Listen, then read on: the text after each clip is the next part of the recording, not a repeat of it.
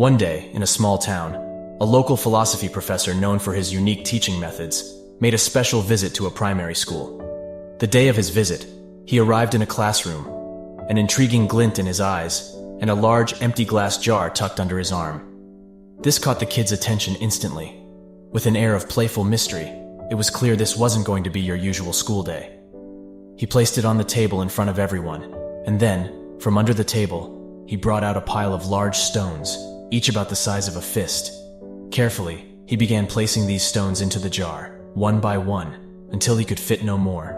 He turned to the class and asked, "Is this jar full?" Seeing that no more stones could fit, the students nodded and replied, "Yes." To their surprise, the professor then pulled out a bag of pebbles. He started pouring them into the jar, shaking it slightly. The pebbles, much smaller than the stones, rolled into the open spaces between the stones. Again, he asked the class, "Is this jar full now?" Some of the students started to understand his point and hesitated, but many agreed again. "Yes, now it's full." The professor then produced a bag of sand and started pouring it into the jar.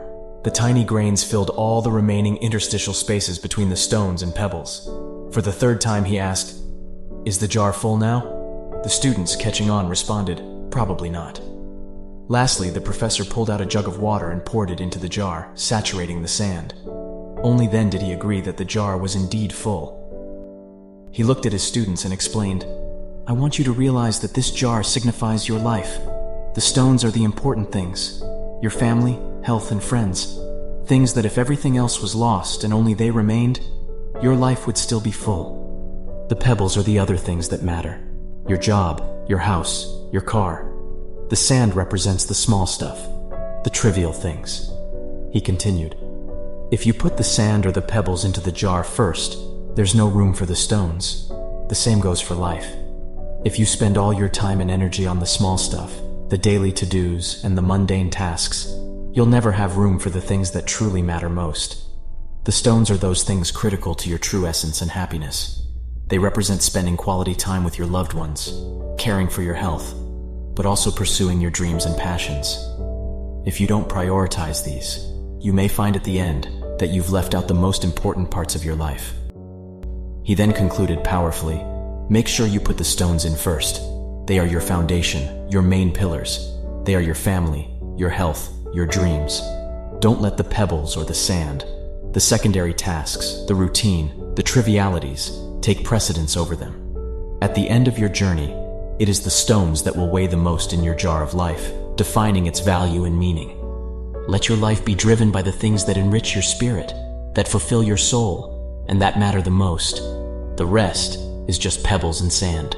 As the professor concluded his speech, a thoughtful student raised her hand and asked, "But professor, what about the water? Where does that fit into our lives?" The professor smiled at her insightful question and responded, "Ah, the water. The water signifies that no matter how full your life may seem, there's always room for a cup of coffee or tea with a friend. No matter how busy you are, there's always space for small moments of joy, relaxation, and connection with others." In our lives, we often find ourselves juggling between priorities, trying to fit everything into the limited hours of the day.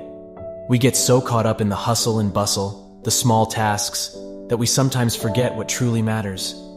This jar, our life, it's not infinite. It has only so much space.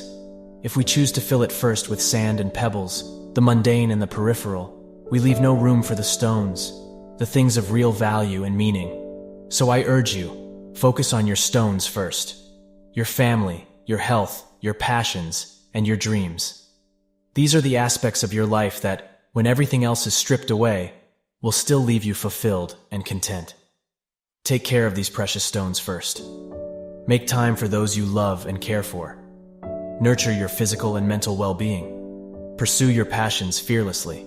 And while you do that, never forget to make room for learning, growth, and kindness. And the water?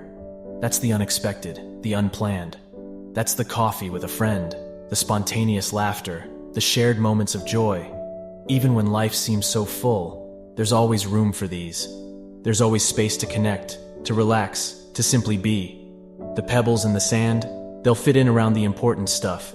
They're the tasks and responsibilities that are necessary, but shouldn't consume all your time or energy. They shouldn't crowd out the space meant for your stones. In the end, remember, it's not about having a busy life filled to the brim, but about leading a fulfilling life, rich with experiences that truly matter to you. It's about not just counting the days, but making the days count. It's about balancing the stones, the pebbles, the sand, and the water in a way that enriches your life and brings you true joy. This is Take the Leap Motivation. Thank you for watching. Until next time, remember, prioritize your stones and make every moment count.